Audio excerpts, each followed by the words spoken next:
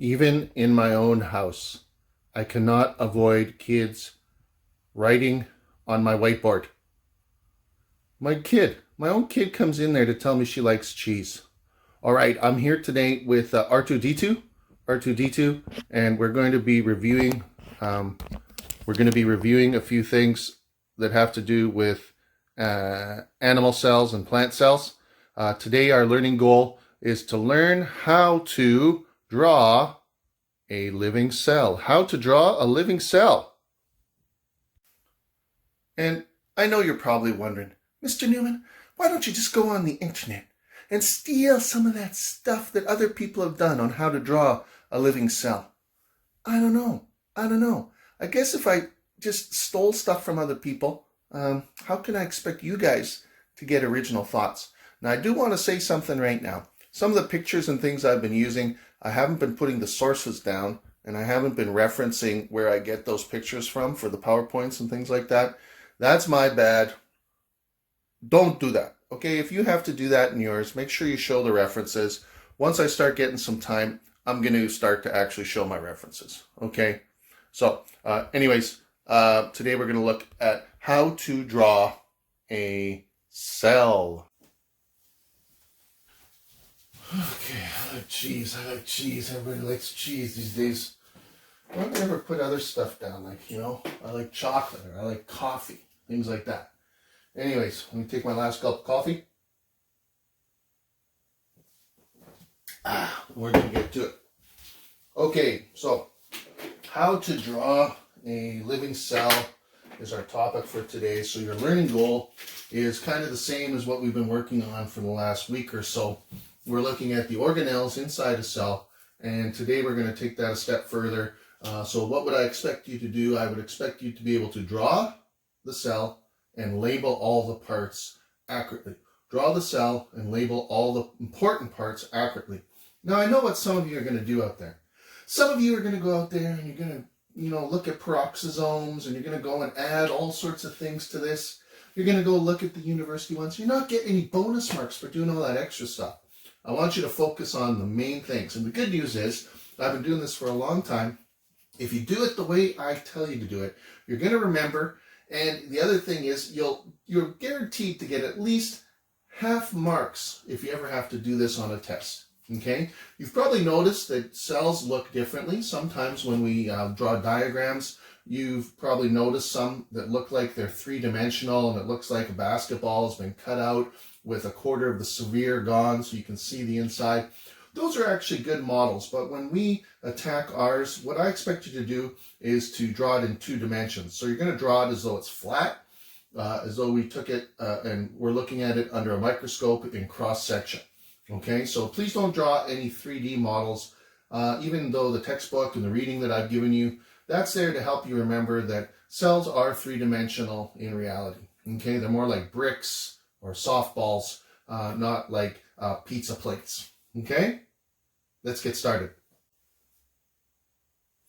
Okay, so the first thing we're going to do is we're going to decide, are we going to draw an animal cell or are we going to draw a plant cell?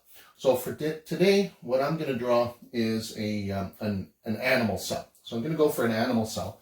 So this is pretty tough. I know this might be kind of tough for some of you, but really what you want to do is you want to start with a circle. And it doesn't have to be a complete circle. All right, you can draw it a little bit irregular, do something a little more original. Boom. Now stop for a second and think, if this was an animal cell, what part did I just draw? That's correct. That's supposed to be the cell membrane. Now I'm going to leave all the labeling off until the end so that it doesn't smudge, okay? Because this isn't the best method for being able to draw this.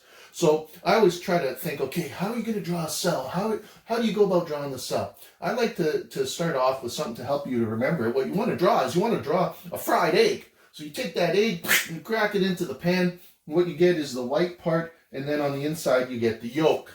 So right away, if you could remember to do that, I'm purposely going to draw mine off to the side a little bit and not in the center. And the reason for that is it makes the labeling a little bit better. It makes it a little bit easier to label. But, oh, piano's left on.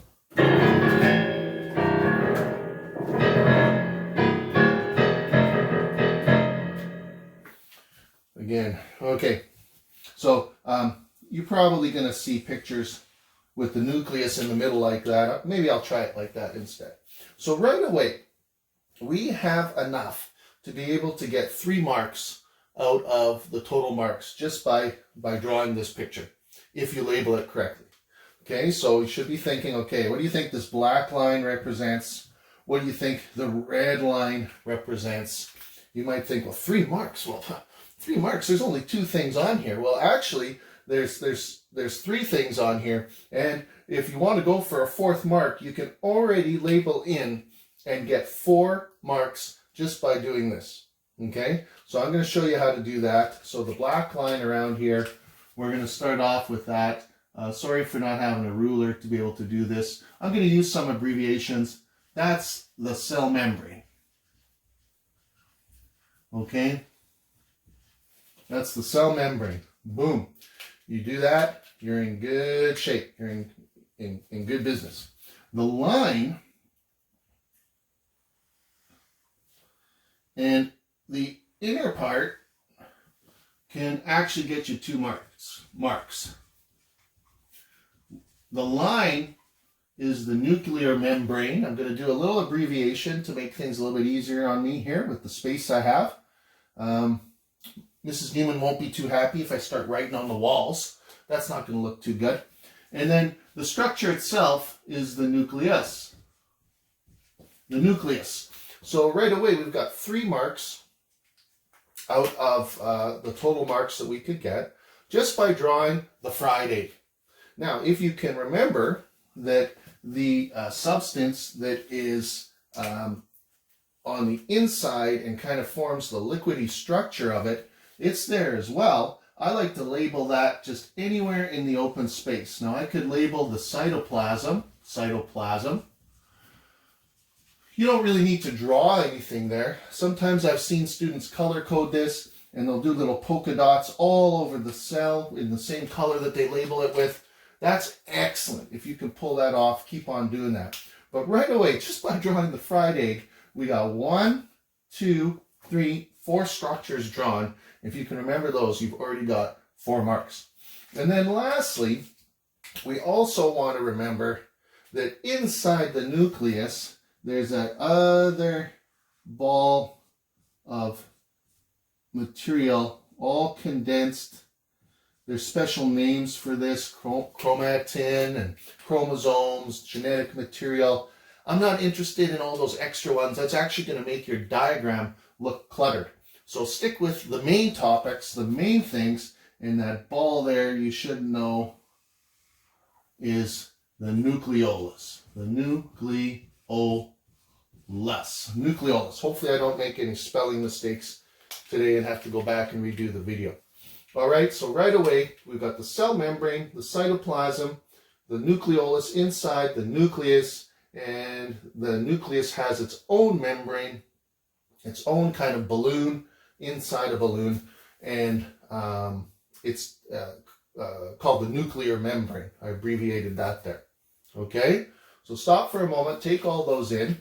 While we're doing this, we should probably review some of the analogies. So the cell membrane, that was our security guard. So he's kind of like the bouncer at a nightclub.